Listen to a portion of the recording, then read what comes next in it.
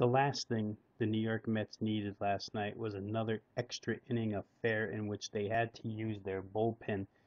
A bullpen that was torn up in the Philadelphia series gets torn up even worse last night as the Mets have to call upon five relievers: Tyler Clippard, Jeurys Familia, Eric O'Flaherty, Carlos Torres, and Logan Verrett all pitch in that game. Verrett, Torres, and Familia have now thrown on back-to-back nights. Clippard three of the last four, O'Flaherty three of the last four. Looks to me like only Robles and Gilmartin are available in this one. The good thing for the Mets is Jacob deGrom is on the hill, and I have to believe Terry Collins is going to ride him as long as he can ride him. Now, Boston's offense has been hot as of late, and we talked about them yesterday. Even though it was a difficult challenge against Matt Harvey, they have faced some tough pitchers this month and come up with victories. Boston against deGrom tonight, very possible with this young core of hitters hitting the way that they've been hitting, that they could do the same here that they did to Harvey last night, force a game into extras and go ahead and win. Boston gets into that bullpen today. It's going to be advantage Boston because the Mets really need to give that pen a rest. I think deGrom will throw pretty well. He was hit real hard his last time out, and that's been the exception all season long. I think there's only been one other start this year where Jacob deGrom got banged around, but the Phillies got him for 6 earned runs in 2 2/3.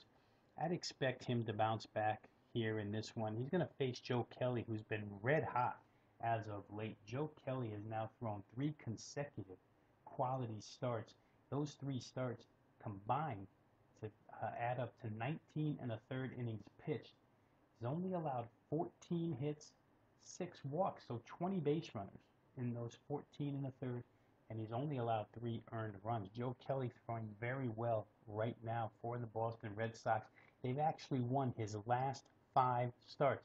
Interesting that in Joe Kelly games, the total has gone over. In 5 of the last 6, Boston has supported him pretty well.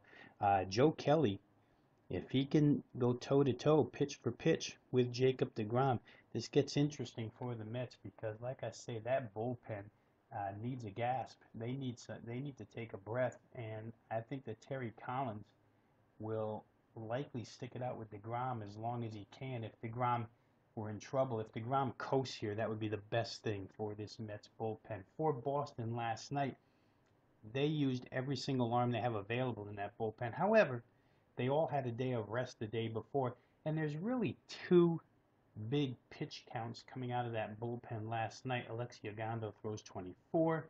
Tazawa threw 28 pitches. I think Ogando could come back and maybe throw to a batter or two here tonight effectively, but the rest of the pen, while they're not top-notch arms, they are all available here. I've liked Jacob deGrom all season long. I'm going to pass on this game. The immediate reaction for me was to go ahead and play this game under the total, feeling being that deGrom will pitch very well here, and Joe Kelly's on a good roll. I think he can pitch very well against this Boston lineup also. The number does sit at 7, though, and what frightens me is if they get into the Mets bullpen tonight, Boston I speak of, this game could go over 7, much like what happened last night. That game was low scoring the entire way, winds up 5-3. 8 runs would put this one over. I'm going to sit it out. We'll see if the Mets can get back on track, but the most important thing here for the New York Mets is to get some rest for this bullpen, and Jacob deGrom's in charge of that tonight.